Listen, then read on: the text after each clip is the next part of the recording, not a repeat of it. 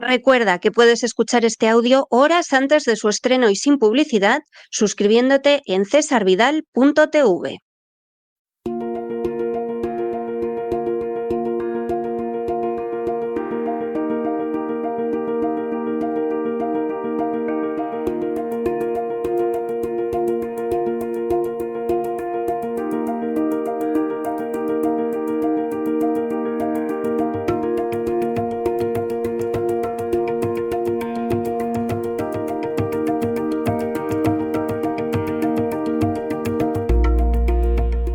La Psicoteca, con Miguel Ángel Alcarria. Estamos de regreso para esa segunda parte del programa doble y sesión continua que todos los miércoles en La Voz dedicamos a la salud. Ya hemos tenido a Elena Kaliníkova y por supuesto la vida sana, la existencia naturista, el naturismo, y saben que después en la segunda parte de ese programa doble y sesión continua damos un salto cualitativo y nos vamos a la salud de la mente, a la salud de la psique, y ahí quien nos tiene que echar imperiosamente una mano es don Miguel Ángel Alcarria. Muy buenas noches, don Miguel Ángel. ¿Por dónde vamos a ir hoy? Muy buenas noches, don César, y muy buenas noches también a la audiencia de La Voz. El otro día hablábamos de la injusticia que supone que en España se aprobara una ley histórica como fue la ELA para después dejarla sin financiación. A día de hoy seguimos igual, no hay dinero para que puedan vivir en dignidad, una injusticia que trasciende lo puramente material para afectar directamente a la salud mental de quienes sufren esta enfermedad, así como a la salud mental de su entorno más cercano.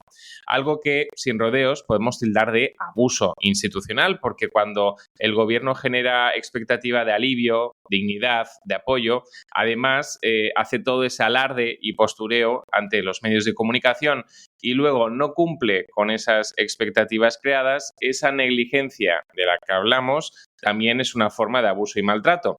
Pues bien, hoy quiero hablaros de otro tipo de injusticia, otra forma de negligencia institucional que, aunque nos pueda parecer surrealista, ocurre dentro de nuestras fronteras. No estamos hablando del hemisferio sur, hablamos de España.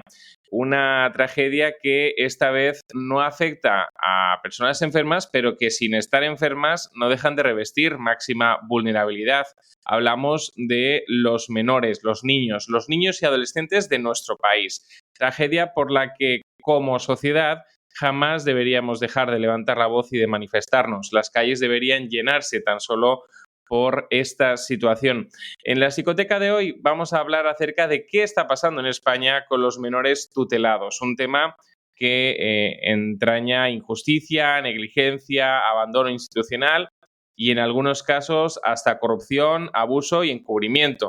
Menores que en principio, y subrayo en principio, están bajo tutela pública porque sus familias no supieron o no pudieron atenderles adecuadamente, menores que, por tanto, son acogidos por la Administración en situaciones de extrema precariedad, riesgo o vulnerabilidad, a los que se les promete que estarán mejor bajo ese amparo institucional y a los que el sistema ha vuelto a fallarles. Y como decimos, en este caso ha fallado a los niños, los más vulnerables, aquellos que a duras penas tienen voz para poder defenderse. Y digo que ha vuelto a fallar porque esto no es nada nuevo. El paradigma de la desinstitucionalización nació precisamente por esto, por las injusticias y la desprotección que durante décadas se vieron en lugares como orfanatos, psiquiátricos o reformatorios. Creíamos que con los centros de acogida, de protección de menores o con esos pisos tutelados iba a ser distinto. Pensábamos que con modernizar la estructura ya bastaba. No obstante, la realidad que tenemos frente a nuestros ojos es más que dantesca. Tenemos un sistema colapsado que atiende más menores de los que puede asumir. En estos momentos hablamos de que casi 52.000 menores de edad crecen en el sistema de protección al menor en España y que la mitad, más o menos, de estos menores no terminarán en familias de acogida, en un sistema de trato, digámosle, más humano, porque no lo olvidemos, el ser humano ha sido diseñado para crecer en familia, no en una institución. Solo los regímenes totalitarios o los grupos con ideas extremistas que defienden que sea el Estado quien críe a los hijos, la tribu, decían los de la CUP, y cuando un sistema a priori democrático empieza a normalizar eso, aunque sea por ineficiencia, por dejadez o por colapso, lo que tenemos no es progreso, sino regresión institucional y pérdida de humanidad. Es decir, para que quede claro, el 50% aproximadamente de esos menores vivirán en instalaciones que, aunque estén destinadas a protegerlos, en el mejor de los casos, no dejan de ser espacios fríos e institucionales donde la atención personalizada y el afecto serán escasos porque son atendidos por trabajadores, no por personas con vocación a ser referente alguno para estos chavales, que es lo que sucede en las familias de acogida. Esa es la razón. Para muchos, estos centros, como decimos, en el mejor de los casos, son su casa durante años, aunque difícilmente pueda ser llamado hogar. Pero para muchos otros, estos centros son una auténtica pesadilla, como veremos. Y aunque no se convierta en pesadilla necesariamente, siempre serán un lugar alejado del entorno familiar funcional que psicológicamente necesitan. Razón por la que deberíamos pedir dignidad, en este caso, para todos esos niños, todos esos menores que tienen derecho a crecer en una familia, y esto nos tiene que quedar claro. No basta con retirar a un menor de un entorno negligente si el lugar al que se le traslada no garantiza tampoco el cuidado, la protección, la vigilancia o los vínculos emocionales necesarios. Sustituir un entorno supuestamente funcional, entre comillas, por una institución demostradamente desbordada, deshumanizada y también disfuncional no es la solución. Es más bien una revictimización, es cambiar un problema por otro. Estos menores no eligieron perder a su familia y tienen derecho a crecer en un entorno familiar que además sea seguro, afectivo y humano. Y además su salud mental depende de ello. ¿Por qué? Porque el desarrollo emocional de un niño está íntimamente ligado a la calidad del vínculo que establece con sus figuras de apego. Esto marcará su identidad, su autoestima y la dinámica con la que establecerá relaciones futuras. Y lo cierto es que no se puede generar apego con una institución, con trabajadores además que pues van rotando, que van cambiando constantemente. Esta es la realidad. Existe una elevada rotación de personal en estos centros. Hablamos, por tanto, de niños que crecen sin afecto y además sin referentes estables, sin una figura adulta que los atienda de forma constante, intencional e individualizada y que les proporcione la atención y la afirmación que también necesitan. ¿A qué nos lleva todo esto? A que el menor desarrolle profundas heridas emocionales que se expresan en dificultades en su regulación emocional, problemas de identidad y baja autoestima, lo cual pues, los convierte en carne de cañón para quien sepa manipularlos, trastornos del vínculo, mayor vulnerabilidad y una percepción hostil e indiferente del mundo que les rodea, algo que, sin exagerar, puede dejar cicatrices para toda la vida.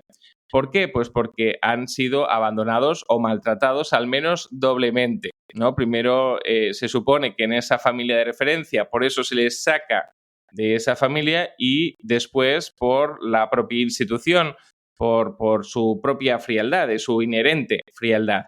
Eso es lo terrible de esta situación. Y atención, porque lo que no se les proporciona de forma adecuada, seguridad, escucha, afecto, afirmación, los vuelve vulnerables, como decíamos, carne de cañón, y muchas veces lo que sucede es que terminan buscando estas cosas en el lugar inadecuado, volviéndolos a dañar una vez más, convirtiéndolos en triplemente dañados. Me refiero, por ejemplo, a relaciones de dependencia emocional con personas que pueden llegar a manipularles y abusar de ellos, como comentábamos, asociarse con grupos delictivos, antisociales, marginales o profundamente ideologizados, donde por fin se sienten aceptados o tenidos en cuenta, aunque solo son instrumentalizados por estos grupos. Me refiero a entornos de consumo de sustancias en los que se intenta intentan anestesiar, se intentan anestesiar emocionalmente frente al dolor y vacío afectivo que sienten, pero no afrontan.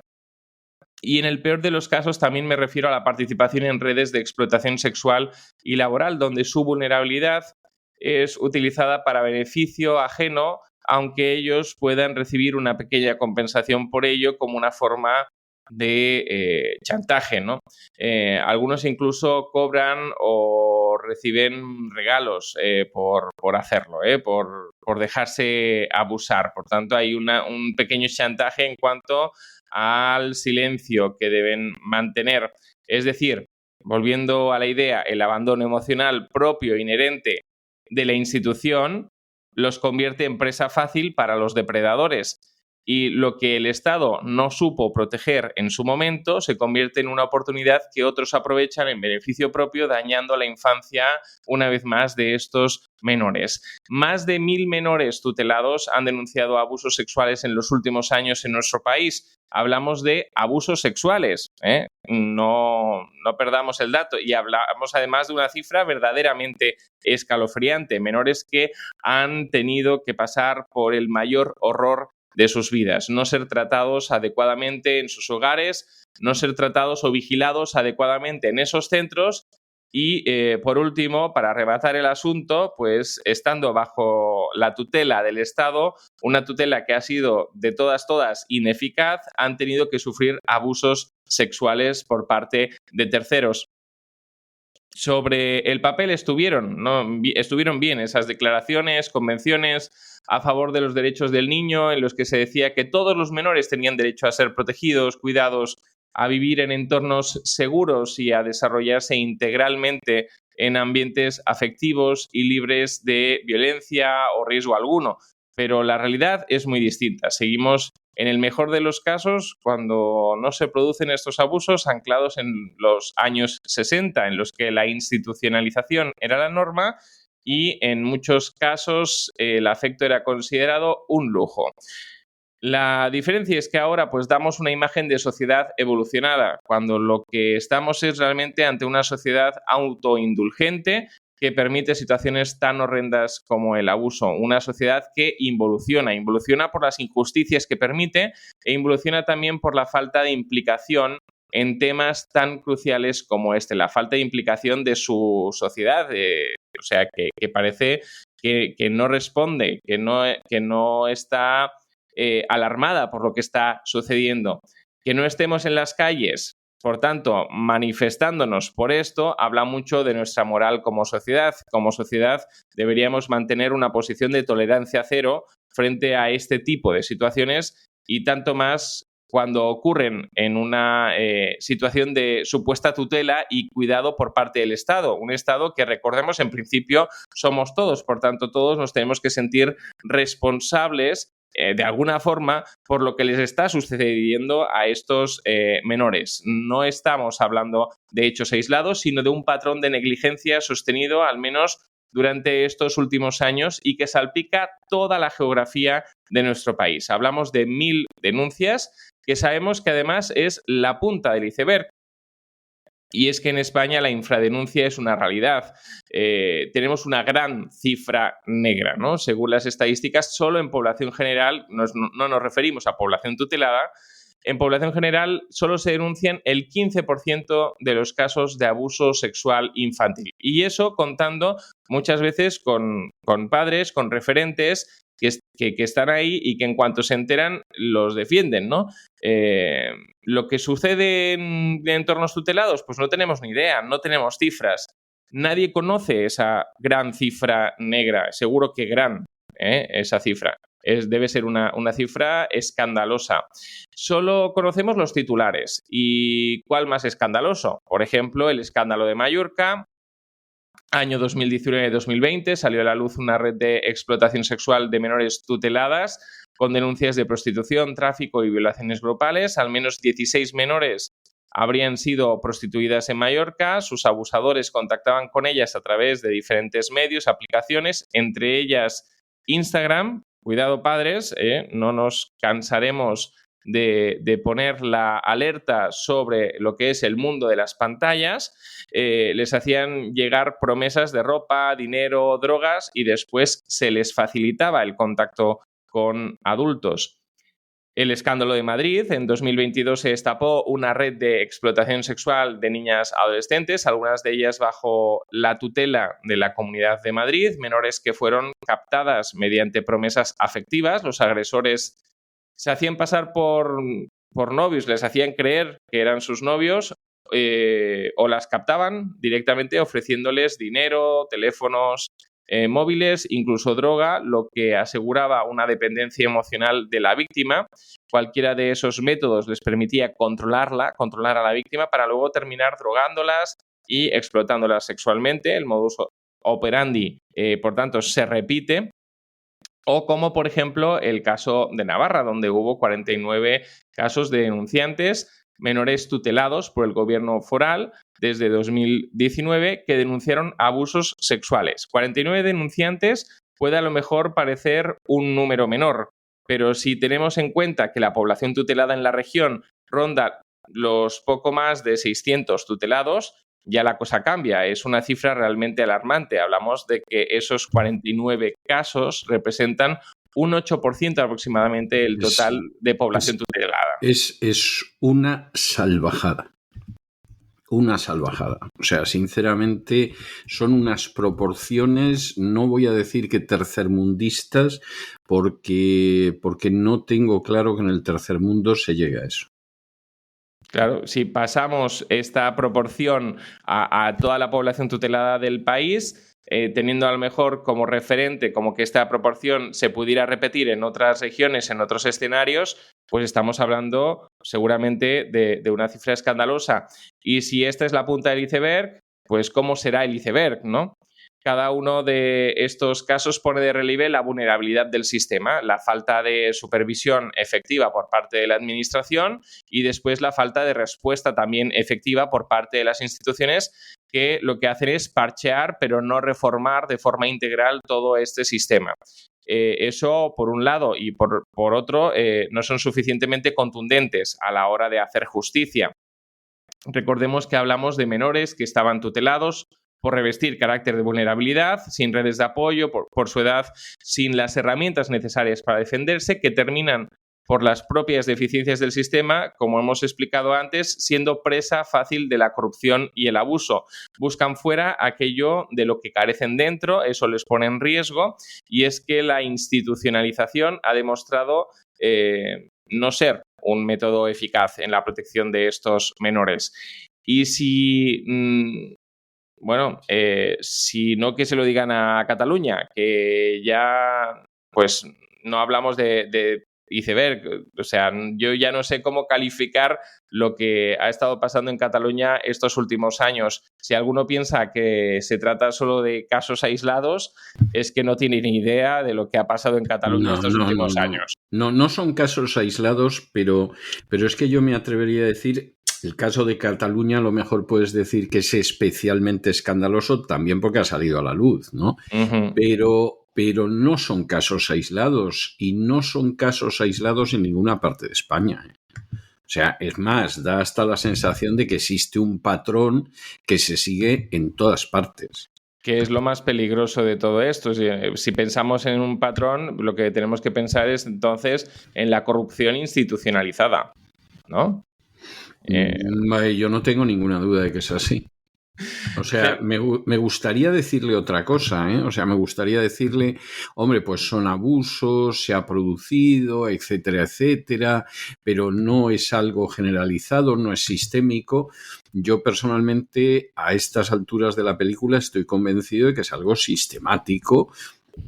Y que no solo es incompetencia o negligencia, que seguramente la puede haber en algunos casos, sino que es una corrupción generalizada. Sí, yo personalmente es lo que creo. Sí, estamos de acuerdo. Cerca de 20.000 menores cuentan con un expediente abierto por la Dirección General de Atención a la Infancia y a la Adolescencia, conocida como la DGAIA, una cifra muy elevada, una cifra cercana al 2% de los menores de la región.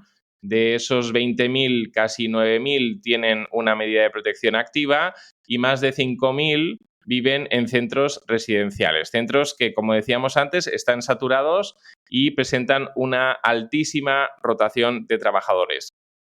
En este contexto es en el que han tenido lugar varios casos. En 2016, el caso Trinity, que destapó una red de pederastia, al menos 100 víctimas involucradas, de las cuales al menos 7 eran tuteladas por la administración.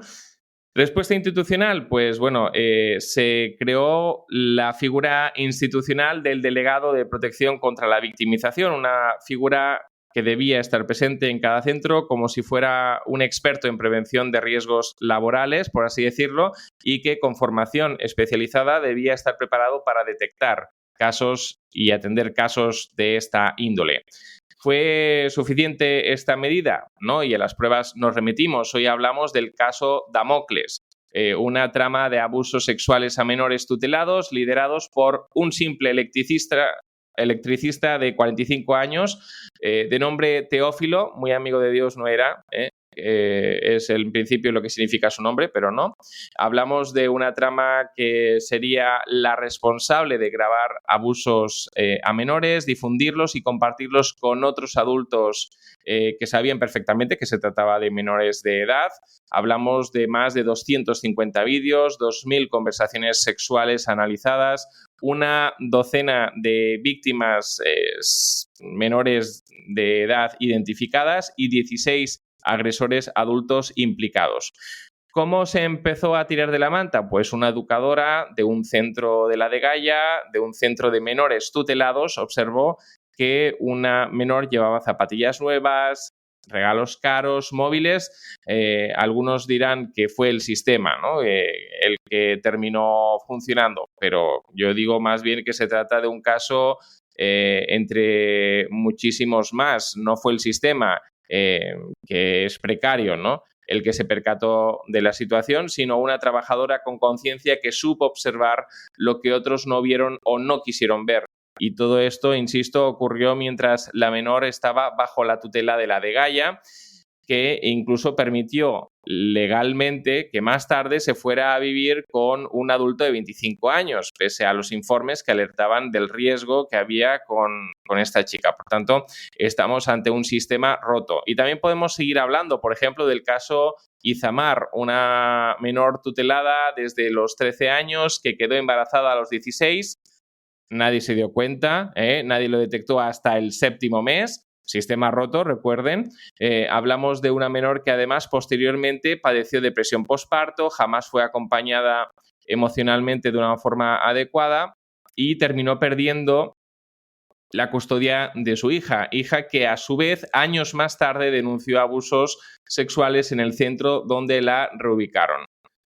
¿Qué hizo el sistema? Archivar la denuncia. ¿Se activó el protocolo? Sí. 9 meses más tarde. Una muestra más de que este sistema pues, ha colapsado. Y todo esto ocurre mientras seguimos viendo cómo se externalizan servicios a empresas privadas sin preparación suficiente. Es que es un gran negocio quedarse con menores. Sí. Un grandísimo negocio y no tienes ninguna garantía de que lo estén haciendo medianamente bien. Incluso han llegado a cobrar por menores que ya se habían fugado. Exactamente. O sea que es tremendo, ¿no? Empresas multiservicio que ganan licitaciones y gestionan el cuidado de menores como si esto se tratara de a ver qué empresa limpia el aeropuerto, ¿no? O qué empresa se dedica a realizar el mantenimiento de cualquier institución pública. Por eso no les importa que se hayan fugado mientras cobren, porque esto pues también forma parte, ¿no?, del mundo empresarial. Lo importante ahí es que es un sistema lucrativo, que no fomenta el cuidado de la infancia, sino todo lo contrario.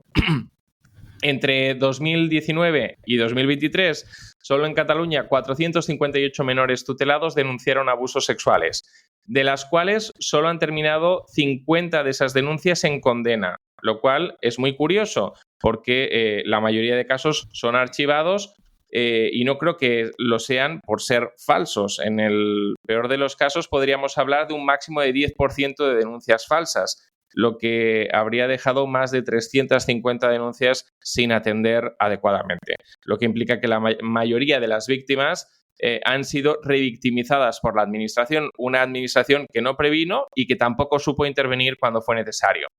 Así están las cosas, señores, ¿eh? Un sistema de protección que abandona. No podemos hablar de estado del bienestar cuando el Estado no protege a los más vulnerables. Pero en todo esto no solo debemos mirar a la administración o señalar la revictimización de las víctimas, que es una realidad horrenda, ¿no? Sino que también tenemos que preguntarnos, ¿no?, desde la psicología, ¿cómo es posible que semejantes escándalos no estén generando el revuelo social que deberían?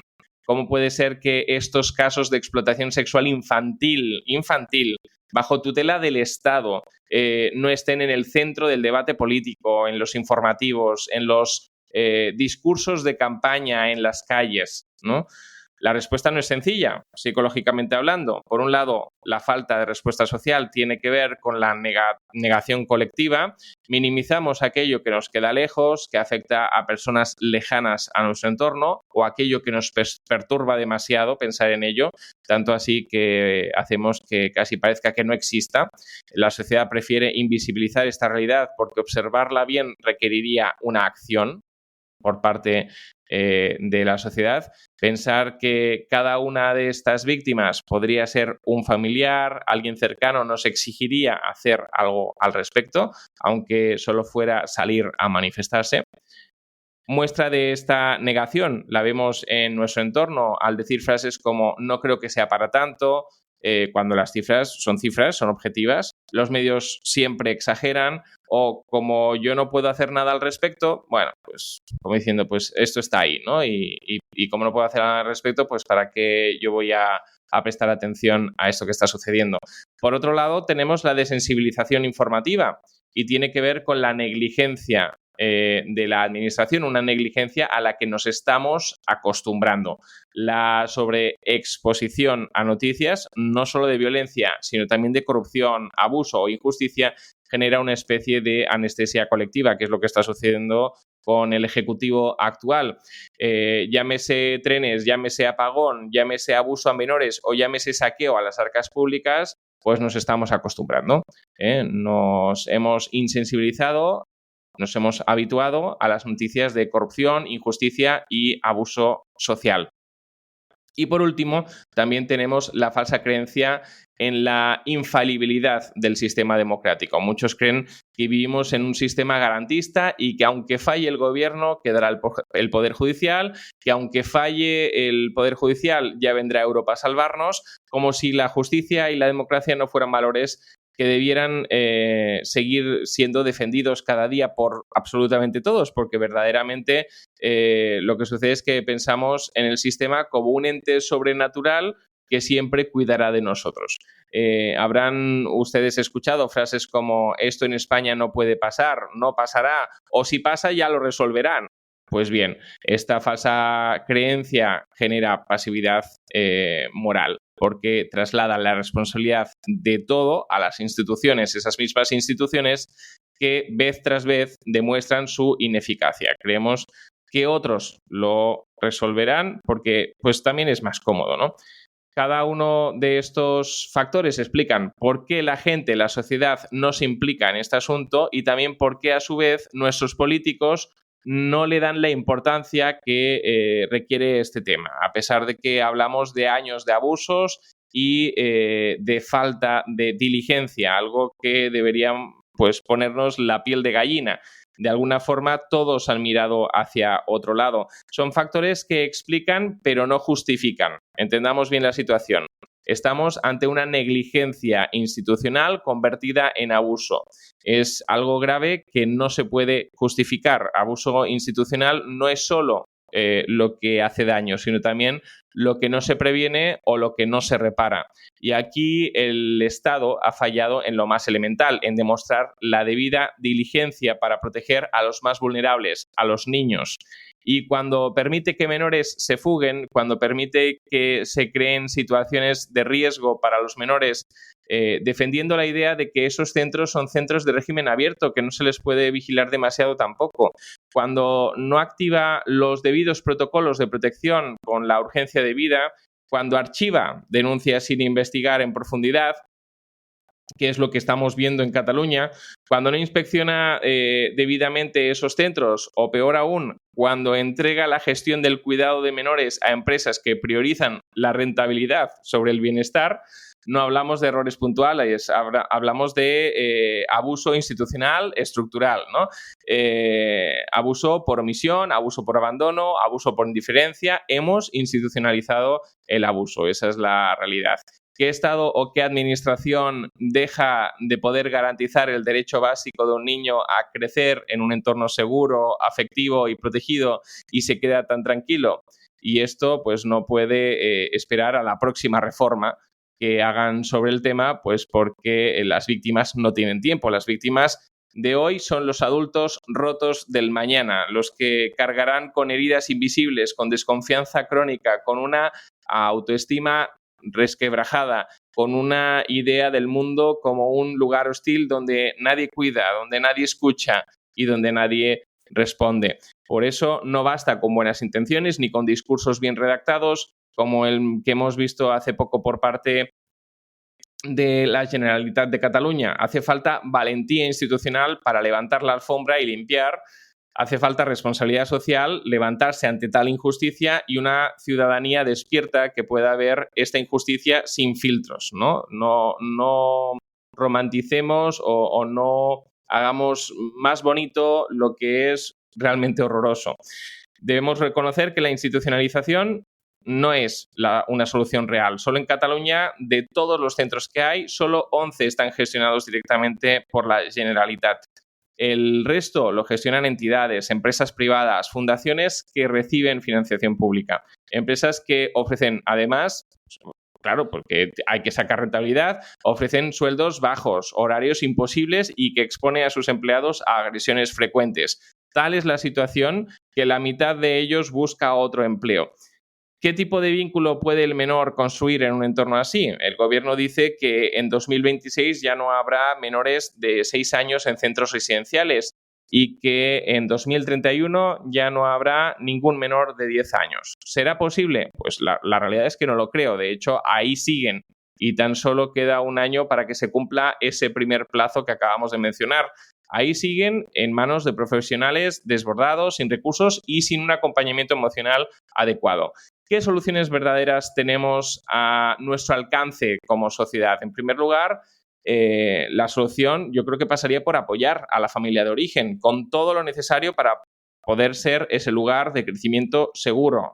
Por tanto, no desarraigar a esos niños tan a la ligera sin antes probar otras muchísimas, ¿no?, medidas. Y si los padres no pueden hacerse cargo, buscar hermanos, abuelos, primos, tíos que sí puedan. Solo desarraigar en todo caso como último recurso. En segundo lugar, priorizando las familias de acogida. El derecho de estos menores a crecer en una familia, familias de acogida o familias preadoptivas, como se les quiera llamar, en las que, como en otros países, además deberían tener prioridad aquellas que cuenten con un cónyuge que sea pediatra, educador social, psicólogo o equivalente, que esté preparado para dar respuesta a las necesidades especiales que muchas veces presentan estos casos. Además, incentivando como sociedad que este tipo de familias estén disponibles, se pongan a disposición de la administración como familias de acogida. Y por último, pues dejar la institucionalización solo como último recurso, como medida excepcional, para casos que no han podido resolverse de otra manera y solo por tiempo limitado, porque no es una solución, como veíamos antes. No podemos seguir permitiendo que tantos menores pasen años enteros de sus vidas en centros donde no se les ofrece ni la estabilidad emocional ni un modelo de vínculo saludable. Es urgente, por tanto, revisar el sistema. Además, en cada una de esas etapas el seguimiento debería ser individualizado, que todavía no podemos decir que ese sea el caso en España.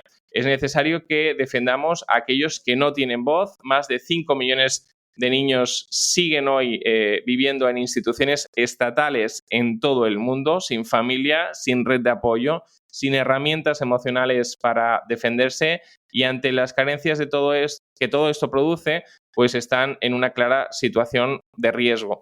Y como sociedad, pues tenemos una responsabilidad ante aquellos menores que hemos dicho defender, pero que han visto cómo las promesas de protección se convertían, simplemente en abandono. Por esa razón, don César, hoy más que nunca es urgente que nuestra sociedad despierte, que la ciudadanía alce la voz y que los responsables, además, rindan cuentas, que es lo importante. No se trata de un tema político, se trata de un tema humano, de un imperativo moral de nuestra sociedad. Y hasta que eso ocurra, pues siempre quedará la psicoteca para tratar todos esos temas que escuecen a los de arriba, pero que afectan profundamente a los de abajo, a quien no cuentan con tribuna ni micrófono alguno. Y por ello, pues emplazamos a nuestra audiencia a seguirnos todos los miércoles aquí en La Voz. Pues efectivamente así va a ser, no cabe la menor duda. Y por cierto, esta es su penúltima actuación, su penúltima intervención de esta temporada. La última es la semana que viene, pero ya le adelanto, don Miguel Ángel, que contamos con usted para la próxima temporada, con que no se nos vaya y se quede con nosotros profundizando en ese mundo de la salud de la psique, de la salud de la mente. Yo le voy a dejar hoy un tema que seguramente le va a llamar la atención porque es una canción oriental, no es el tipo de canciones que yo suelo dejar habitualmente, pero es un tema que se titula Te protegeré y que para mí debería ser el compromiso de cualquier sociedad civilizada con niños y con menores, que efectivamente los protegiera, que ellos supieran que cuentan con esa protección y que efectivamente esa protección se hiciera realidad. El cantante se llama Kim Jae-jung. Estoy convencido de que para la mayoría de la gente que nos escucha no significará nada, pero es un extraordinario cantante contemporáneo y verá usted que el tema este de Te protegeré tiene su aquel. Un abrazo muy fuerte y hasta la semana que viene, don Miguel Ángel. Hasta la semana que viene. Y con estos compases de Te protegeré hemos llegado al final de nuestra singladura de hoy del programa La Voz. Esperamos que lo hayan pasado bien, que se hayan entretenido, que incluso hayan aprendido una o dos cosillas útiles. Y los emplazamos para mañana, Dios mediante, en el mismo lugar y a la misma hora. Y hasta entonces, como siempre, nos despedimos con una despedida sureña. God bless you. Que Dios los bendiga. El programa La Voz es una producción de Artorius Incorporated y al amparo del derecho a la libertad de expresión. No se hace responsable de las opiniones vertidas en el curso del mismo.